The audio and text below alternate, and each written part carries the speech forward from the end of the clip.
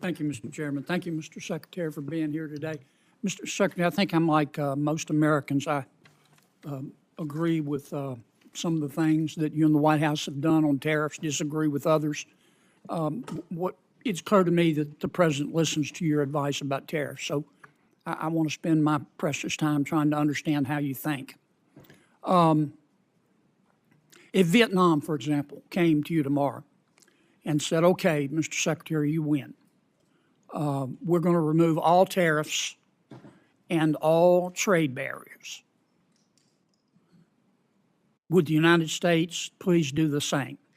Would you accept that deal? Absolutely not. Okay. Absolutely not. That would be the silliest thing we could do. Why is that?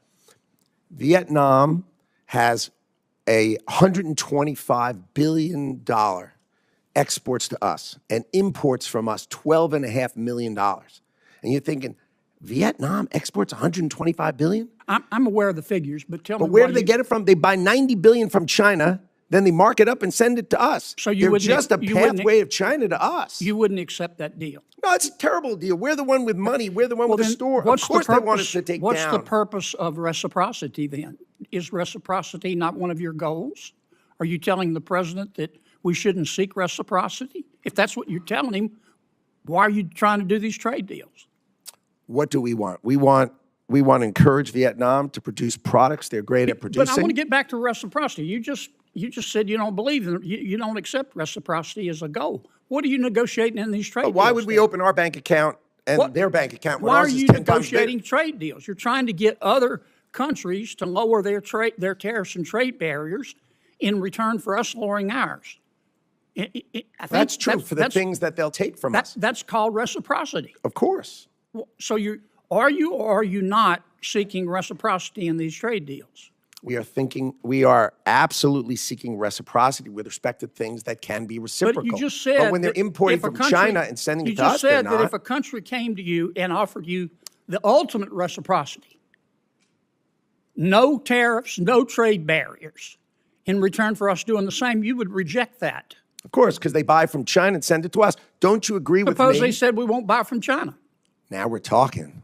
If it was Vietnam, would you accept that deal? We would consider it. For what things? For what products? Would you want to change?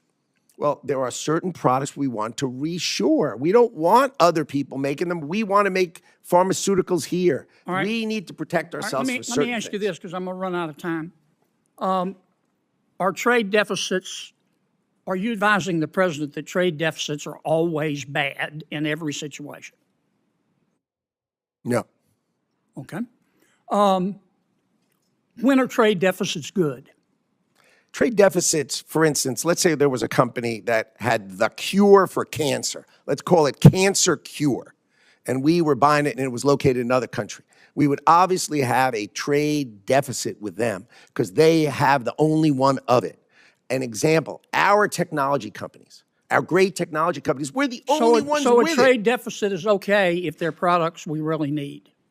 If they're the only ones with it and we can't do it, then of course it's fine. But if we can do it, then we darn well better think about whether we're supposed to do it and whether we want to do it and if it's in our interest as a country to do it. Here's what I'm getting at. I've heard you say that trade, well, strike that. I'm running out of time. I want to come back to another subject. Tell me your understanding of the Trade Expansion Act.